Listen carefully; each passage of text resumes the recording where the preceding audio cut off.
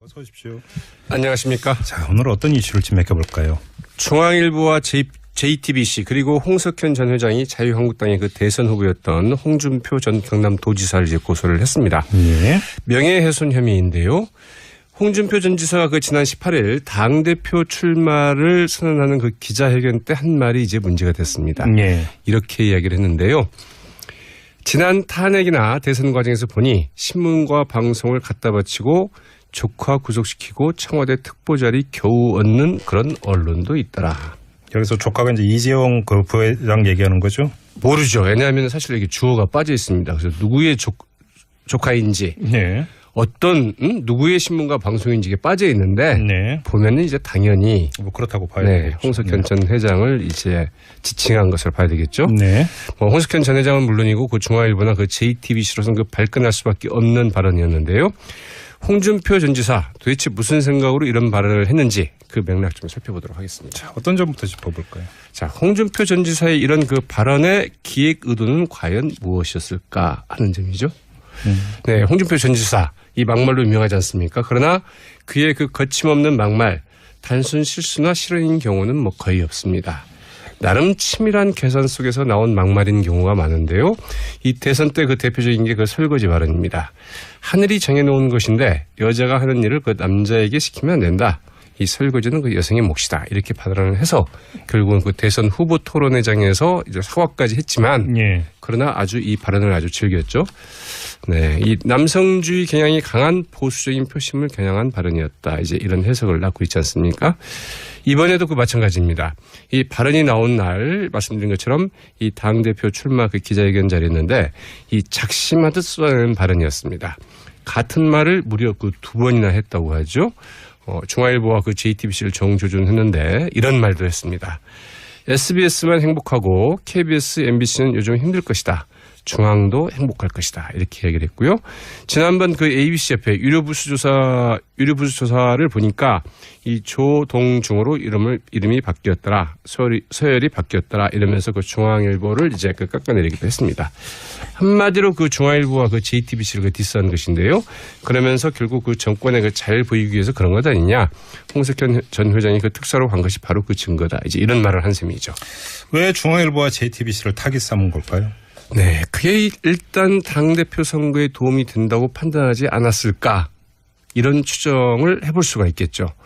이 자유한국당 지지자들의 그 성향을 보면은 여전히 박근혜 전 대통령의 그 탄핵에 그 반대한 사람들이 많은 것으로 조사가 되고 있죠. 대선 때 그 24.03%를 이제 득표할 수 있었던 것도 바로 이런 그 탄핵 반대 지지 세력의 지지 때문이다. 이런 분석도 나오고 있습니다. 이 중앙일보와 그 JTBC가 문제 삼고 나서자 내가 한 말 가운데 어디에 그 중앙일보, JTBC, 홍석현 전 회장이란 말이 있더냐 이러면서 곧바로 그 방어막을 치고 나온 것도 사전에 그 상당히 그 치밀하게 준비된 발언이 아닐까 싶은데 이 바로 그 탄핵 반대 세력에게는 이 중앙일보 특히 그 JTBC가 이제 말하자면 이 감정의 선을 자극하는 이 키포인트라고 말할 수 있겠죠. 근데 말이 안 되는 게 지금 특보 얘기가 나오잖아요. 청와대 특보 2명밖에 없었어요. 문정인 교수하고 홍석현 전 회장하고. 그렇죠. 말이 안 되는 얘기잖아요. 이건. 그렇죠. 이제 그 중앙일보나 그 JTBC 주장이 바로 그런 것입니다. 이 초등학생 정도의 그 독해력만 있어도 그 다 알 수 있는 일인데 홍준표 전 지사가 굳이 그런 꼼수로 이 책임을 좀 피하려는 것을 보면은 이 기가 막힐 따름이다 이렇게 지적을 하게 됐는데요. 예. 그러자 이제 홍준표 전 경남도지사가 이 들고 나온 것이 바로 언론 자유의 문제이기도 했습니다. 무슨 언론 자유를 말하는 겁니까? 네. 지금은 그 1인 미디어 시대이고요. 이 자신과 같은 개인도 언론의 그 자유가 있다. 그런데 그 거대 언론이 나서서 이 개인의 그 정치적인 판단을 봉쇄하기 위해서 사과와 그 법적 조치 운운한다. 이러면서 이제 반격을 했습니다. 네. 저는 이제 그 홍준표 전 지사가 이 개인이라고 말할 수 있는 것인지도 좀 의문이긴 한데 말이죠. 또 그 대통령 특보를 맡는 등 이 권한유착의 의심을 살 수 있는 사주에 부적절한 그 처신을 제작한 것인데 발끈하는 것은 유감스럽다고 오히려 그 반박까지 했습니다. 아니 뭐 헌법에 표현의 자유가 보장이 돼 있으니까 그거를 반대할 사람이 누가 있겠습니까? 근데 문제는 사실관계는 분명히 하라는 거잖아요. 그렇죠. 예. 네, 물론 이제 그 홍석현 전 회장의 그 동의 없이 청와대가 그 일방적으로 홍석현 통일외교안보특보를 이제 그 지명을 발표를 했다는 게 그 중앙일보 측의 주장이고요. 청와대도 결국 이를 취소를 했지만 그러나 그 청와대가 특보로 그 이제 발표를 한 것만은 사실이죠. 어쨌거나 이 홍석현 전 회장의 그 행보, 이 정치적인 오해를 살 수 있는 여지가 뭐 전혀 없다고 이제 말할 수는 없겠는데요. 그렇지만 이 중앙일보나 JTBC를 정권에 갖다 바쳤다. 이렇게 말할 수 있는 것은 아니죠. 그것은 그 중앙일보나 JTBC의 그 보도가 그동안 그러한 그 편향성을 보여야 되는 건데 그걸 입증할 자료나 이런 것들은 그 제시하지는 않았습니다. 어쨌든 이 같은 발언은 그 이들 언론의 그 신뢰성을 그 결정적으로 좀 그 훼손할 수 있다는 점에서 유력 정치인이 함부로 그 뱉을 말은 아니었는데요. 이 정치인이 그 언론을 그 적대시하는 것은 거의 뭐 자멸적 그 자충수나 마찬가지다. 이런 지적도 나오고 있습니다. 바로 얼마 전 청와대와 그 새누리당이 보였던 행태이기도 했었죠. 조선일보 얘기하는 겁니까? 맞습니다. 네. 이 TV조선이 그 최순실 게이트를 그 본격 보도하던 때였고요. 이 조선일보가 그 우병우 전 민정수석의 그 처가 부동산 그 넥슨 매각 의혹을 이제 보도를 하면서 우병우 전 수석을 그 정조준했던 때이기도 했죠. 예. 그러자 이제 그 청와대에서 그 익명의 고위 관계자가 이 조선일보를 부패 기득권 세력이다. 이렇게 좀 비난하고 나선 적이 있었죠. 예. 그러니까 이제 김진태 당시 그 새누리당 의원이 이 대우조선 해양 비리에 연루된 언론인은 바로 조선일보의 그 송영 주필이었다. 이렇게 폭로를 하고 결국 그 구속까지 되는 이런 상황이 벌어지기도 했었죠.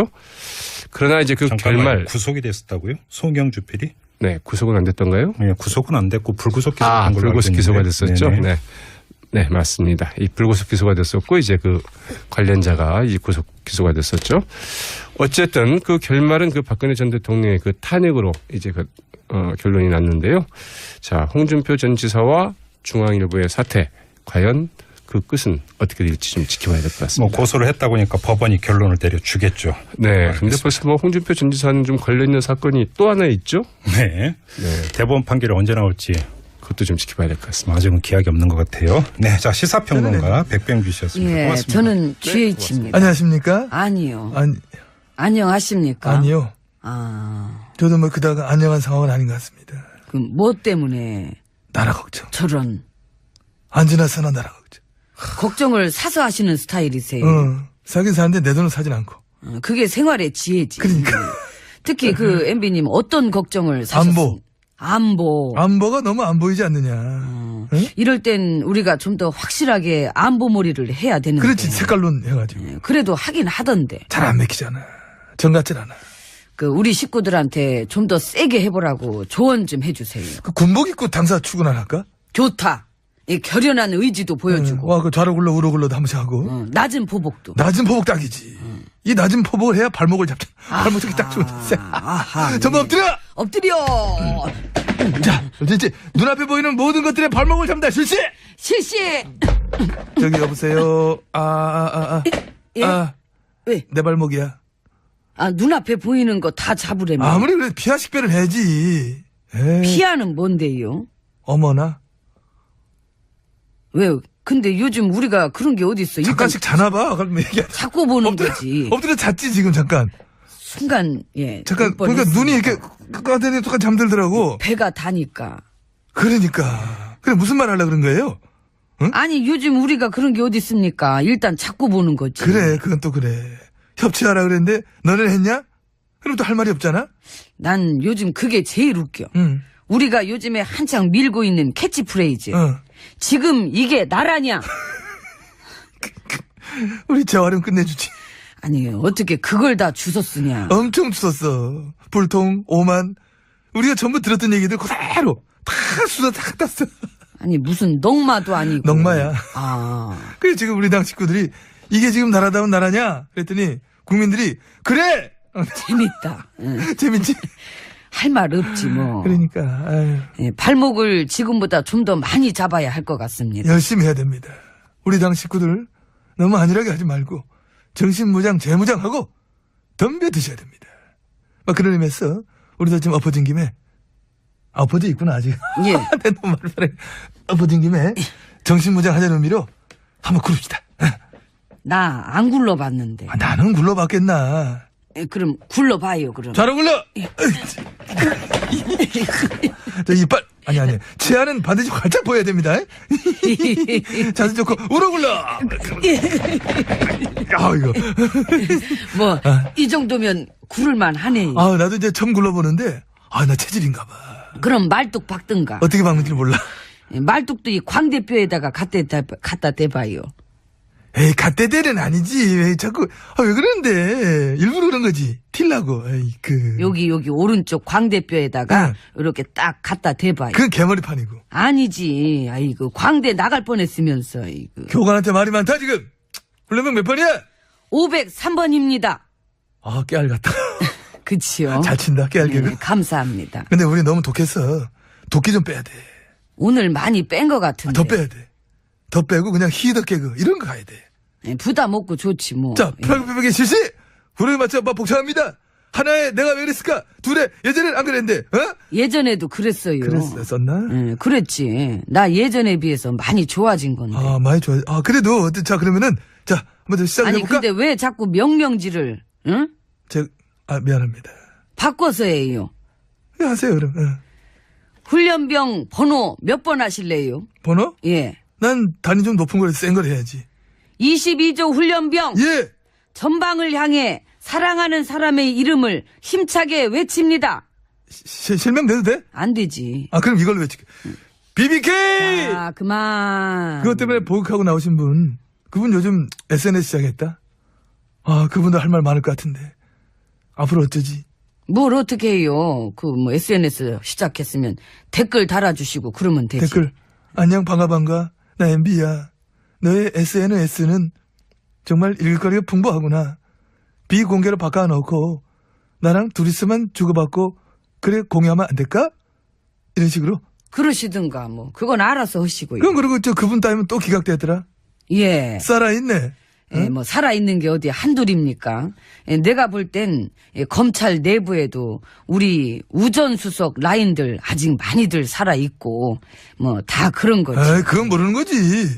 확인 안 된 사항 함부로 얘기하지 마시고. 왜 이런 식으로 할까? 참 큰일 날 사람이네. 이제 밥이나 먹읍시다. 정신재무장으로 몇 번 굴르고 났더니 한 방에 허기가지네. 그래요. 이거. 그럼 맛있게 드시고요. 우리 식구들한테도 정신무장 단단히 해서 더 열심히 반대를 외치달라고 아낌없는 조언 많이 해주시길 바랍니다. 그랬습니다. 예. 자, 그럼 가보겠습니다. 많이 드시고. 예, 저는 나서 밥 먹어야 때 되니까. 어서 오십시오. 안녕하십니까. 자, 오늘 어떤 이슈를 좀 맡겨볼까요? 중앙일보와 JTBC 그리고 홍석현 전 회장이 자유한국당의 그 대선 후보였던 홍준표 전 경남도지사를 이제 고소를 했습니다. 예. 명예훼손 혐의인데요. 홍준표 전 지사가 지난 18일 당대표 출마를 선언하는 그 기자회견 때 한 말이 이제 문제가 됐습니다. 예. 이렇게 이야기를 했는데요. 지난 탄핵이나 대선 과정에서 보니 신문과 방송을 갖다 바치고 조카 구속시키고 청와대 특보자리 겨우 얻는 그런 언론도 있더라.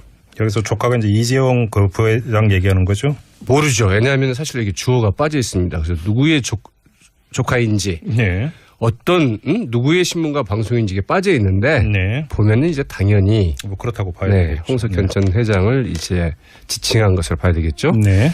홍석현 전 회장은 물론이고 그 중앙일보나 그 JTBC로서는 발끈할 수밖에 없는 발언이었는데요.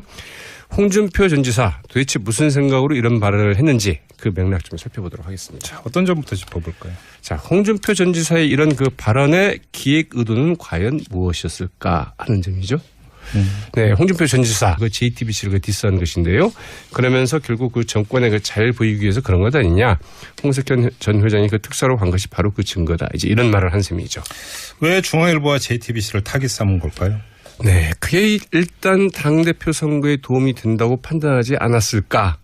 이런 추정을 해볼 수가 있겠죠.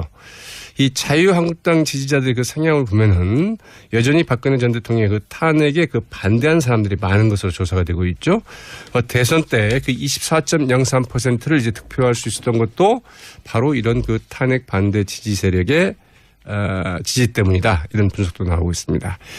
이 중앙일보와 그 JTBC가 문제 삼고 나서자 내가 한 말 가운데 어디에 그 중앙일보, JTBC, 홍석현 전 회장이란 말이 있더냐 이러면서 곧바로 그 방어막을 치고 나온 것도 사전에 그 상당히 그 치밀하게 준비된 발언이 아닐까 싶은데 이 바로 그 탄핵 반대 세력에게는 이 중앙일보 특히 그 JTBC가 이제 말하자면 이 감정의 선을 자극하는 이 키포인트라고 말할 수 있겠죠. 근데 말이 안 되는 게 지금 특보 얘기가 나오잖아요. 청와대 특보 2명밖에 없었어요. 문정인 교수하고. 이 막말로 유명하지 않습니까? 그러나 그의 그 거침없는 막말, 단순 실수나 실언인 경우는 뭐 거의 없습니다. 나름 치밀한 계산 속에서 나온 막말인 경우가 많은데요. 이 대선 때 그 대표적인 게 그 설거지 발언입니다. 하늘이 정해놓은 것인데 여자가 하는 일을 그 남자에게 시키면 안 된다. 이 설거지는 그 여성의 몫이다. 이렇게 발언을 해서 결국은 그 대선 후보 토론회장에서 이제 사과까지 했지만 예. 그러나 아주 이 발언을 아주 즐겼죠. 네, 이 남성주의 경향이 강한 보수적인 표심을 겨냥한 발언이었다. 이제 이런 해석을 낳고 있지 않습니까? 이번에도 그 마찬가지입니다. 이 발언이 나온 날 말씀드린 것처럼 이 당대표 출마 그 기자회견 자리였는데 이 작심하듯 쏟아내는 발언이었습니다. 같은 말을 무려 그 2번이나 했다고 하죠. 중앙일보와 그 JTBC를 정조준했는데 이런 말도 했습니다. SBS만 행복하고 KBS, MBC는 요즘 힘들 것이다. 중앙도 행복할 것이다. 이렇게 얘기를 했고요. 지난번 그 ABC 옆에 유료부수 조사를 보니까 이 조동중으로 이름이 바뀌었더라. 서열이 바뀌었더라. 이러면서 그 중앙일보를 이제 그 깎아내리기도 했습니다. 한마디로 그 중앙일보와 홍석현 전 회장하고. 그렇죠. 말이 안 되는 얘기잖아요. 이건. 그렇죠. 이제 그 중앙일보나 그 JTBC 주장이 바로 그런 것입니다. 이 초등학생 정도의 그 독해력만 있어도 그 다 알 수 있는 일인데 홍준표 전 지사가 굳이 그런 꼼수로 이 책임을 좀 피하려는 것을 보면은 이 기가 막힐 따름이다 이렇게 지적을 하게 됐는데요. 예. 그러자 이제 홍준표 전 경남도지사가 이 들고 나온 것이 바로 언론 자유의 문제이기도 했습니다. 무슨 언론 자유를 말하는 겁니까? 네. 지금은 그 1인 미디어 시대이고요. 이 자신과 같은 개인도 언론의 그 자유가 있다. 그런데 그 거대 언론이 나서서 이 개인의 그 정치적인 판단을 봉쇄하기 위해서 사과와 그 법적 조치 운운한다. 이러면서 이제 반격을 했습니다. 저는 이제 그 홍준표 전 지사가 이 개인이라고 말할 수 있는 것인지도 좀 의문이긴 한데 말이죠. 또 그 대통령 특보를 맡는 등 이 권한유착의 의심을 살 수 있는 사주에 부적절한 그 처신을 지적한 것인데 발끈하는 것은 유감스럽다고 오히려 그 반박까지 했습니다. 아니 뭐 헌법에 표현의 자유가 보장이 돼 있으니까 그거를 반대할 사람이 누가 있겠습니까? 근데 문제는 사실관계는 분명히 하라는 거잖아요. 그렇죠. 예. 네, 물론 이제 그 홍석현 전 회장의 그 동의 없이 청와대가 그 일방적으로 홍석현 통일외교안보특보를 이제 그 지명을 발표를 했다는 게 그 중앙일보 측의 주장이고요. 청와대도 결국 이를 취소를 했지만 그러나 그 청와대가 특보로 그 이제 발표를 한 것만은 사실이죠.